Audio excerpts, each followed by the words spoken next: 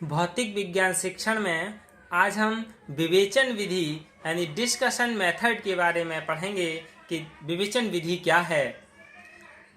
विवेचन विधि यानी एक प्रभावी विज्ञान शिक्षण में छात्रों की सक्रियता एवं सहभागिता आवश्यक है। यानी जो प्रभावी विज्ञान शिक्षण है, इफेक्टिव साइंस टीचिंग है, उसमें स्टूडेंट्स की पार्टिसिपेशन और एक्टिविटी बहुत ज़रूरी है। विवेचन विधि में छात्रों का चिंतन, क्रिया एवं सहभागिता का अवसर मिलता है। विज्ञान शिक्षक को यानी साइंस टीचर को एक जिज्ञासु अन्वेषणकर्ता का व्यवहार अपनाना होगा और विवेचन का मार्गदर्शन करने के लिए उसे प्रयास करना होगा। In this discuss method, a small group is collected in which instructional objectives are achieved by talking to each other through non-linear methods and by speaking. इसका क्या मतलब हुआ कि विवेचन विधि में एक छोटा समूह एकत्रित होता है। यानी विवेचन विधि में क्या है, एक छोटा समूह इकट्ठा होता है जिसमें एक दूसरे से वार्तालाप द्वारा, अमौखिक प्रविधियों द्वारा तथा बोलकर अन्वेषणात्मक उद्देश्यों की प्राप्ति की जाती है। इस प्रक्रिया में विवेचन एक छोटे समूह में होता है जिसमें शिक्षक नेतृत्व करता है, लीडरशिप करता है और छात्र उसमें पार्टिसिपेट यानी सहभागिता करते हैं तथा संचालन में सहायक होते हैं। विवेचन विधि एक पारस्परिक प्रविधि है। विवेचन विधि एक प्रविधि है जिसमें विचारों का आदान प्रदान होता है, विवेचनात्मक चिंतन होता है, तार्किक चिंतन होता है जिससे किसी प्रकार का बोध होता है तथा इसमें समस्या समाधान प्राप्त किया जाता है।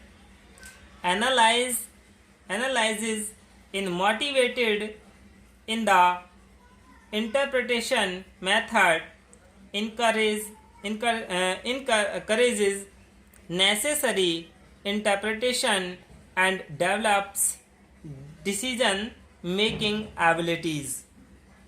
यानी विवेचन विधि में विश्लेषण प्रेरित होता है, आवश्यक व्याख्या को प्रोत्साहित करता है और निर्णय लेने की योग्यता को विकसित करता है।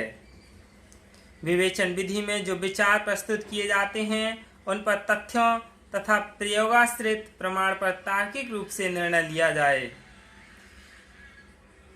विवेचन विधि यानी शिक्षक के मार्गदर्शन में छात्र निर्धारित मार्ग चलकर समस्या समाधान करते हैं। यानी विवेचन विधि की कुछ विशिष्टताएं यानी विशेषताएं हैं, उन्हें जान लेते हैं। Characteristics of discussion method. क्या विशेषताएं? यानी कक्षा में शिक्षक विवेचन को निर्देशित करता है। यानी शिक्षक क्या है, कक्षा में विवेचन को निर्देशित करता है और शिक्षक द्वारा कक्षा विवेचन की तैयारी को नियंत्रित किया जाता है। यानी the teacher in the classroom direct the discussion.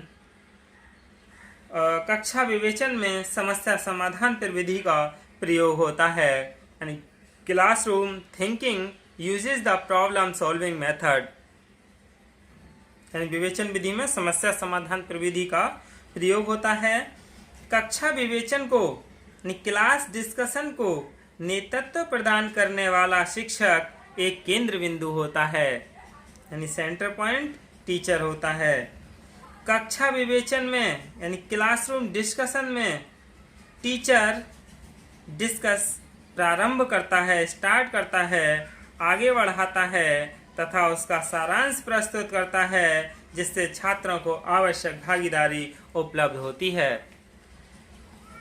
अब हम विवेचन प्रक्रिया यानी डिस्कशन प्रोसीजर्स के बारे में जान लें कि विवेचन की प्रक्रिया कैसे चलती है।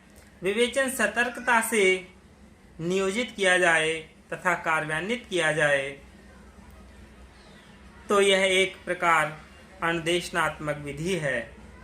विवेचन का नेतृत्व एक कला है प्रत्येक विवेचन विवेचनात्मक चिंतन के विकास में सहायक होना चाहिए, यानी इस पर निम्न बिंदुओं पर बल देना चाहिए शिक्षक के लिए।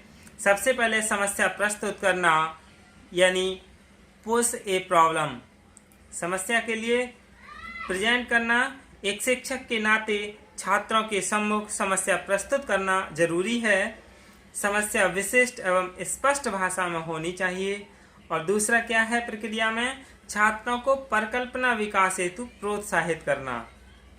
Encouraging students to develop vision, यानी छात्रों को परिकल्पना विकसित करने के लिए आमंत्रित करना चाहिए। जैसे आपके विद्यालय के एक्वेरियम में अधिक मछली मर रही हैं, इस समस्या पर छात्रों से अनेक प्रश्न पूछे जा सकते हैं। एक्वेरियम का क्या आकार है, इसमें कितनी मछलियां थीं, इसका तापमान कितना था, पानी किस प्रकार का था, मछली कैसे मरी, क्यों मरी, यानी इस तरह के छात्रों के सामने परिकल्पना के लिए प्रोत्साहित करना चाहिए। फिर है तीसरा इसी में संभावित प्रमाण का ढूंढना, यानी फाइंडिंग पॉसिबल एविडेंस। छात्रों को अवलोकन के आधार पर संभावित प्रमाण ढूंढने के लिए कहा जाए, यानी छात्रों ने किस प्रकार की परिकल्पना विकसित की है, किस प्रकार निष्कर्ष निकाले गए हैं, इन सभी बातों को जानना चाहिए।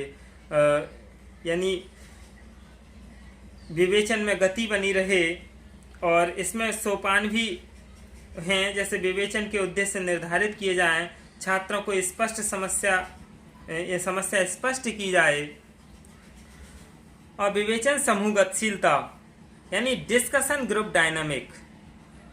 कक्षा विवेचन शिक्षक द्वारा आयोजित किया जाता है, जिसमें नेतृत्व के कारण उसे प्रजातांत्रिक बनाने में सहायक है, जैसे समूह का आकार, समूह की रचना, समूह की संबंधता, संप्रेषण पैटर्न, समूह नेतृत्व, समूह मानक। ये सभी क्या है, समूह विवेचन गतिशीलता है, डिस्कशन ग्रुप डायनामिक्स हैं। अब हम विवेचन विधि के लाभ, यानी एडवांटेज ऑफ डिस्कशन मेथड। विवेचन विधि छात्रों की भागीदारी को प्रोत्साहित करती है। यह खोज विधि का प्रयोग संभव है। और विवेचन छात्रों को प्रश्न पूछने को प्रेरित करता है, सूचना का विश्लेषण यानी एनालाइज और आत्मीकरण करता है। विवेचन विधि समस्या समाधान में सहायक है। विवेचन विधि आलोचनात्मक चिंतन में सहायक है। विवेचन संप्रेषण योग्यता विकसित करता है और विवेचन छात्रों को स्वतंत्र विचारक बनाता है। अब हम विवेचन विधि की सीमाएं जान लें, यानी लिमिटेशन ऑफ डिस्कशन मेथड। विवेचन विधि में छात्रों को प्रायोगिक कार्य का अवसर नहीं मिल पाता है, क्योंकि इसमें सिर्फ आपस में डिस्कशन चलता है, इसमें प्रैक्टिकली वर्क नहीं हो पाता है। विवेचन विधि में सतर्क नियोजन आवश्यक है। एक सामान्य विज्ञान शिक्षक और उसका अप्रभावी नेतृत्व विवेचन विधि को अप्रभावी बनाते हैं, इसीलिए एक प्रशिक्षित विज्ञान शिक्षक होना चाहिए। यही क्या है विवेचन विधि है। Thank you.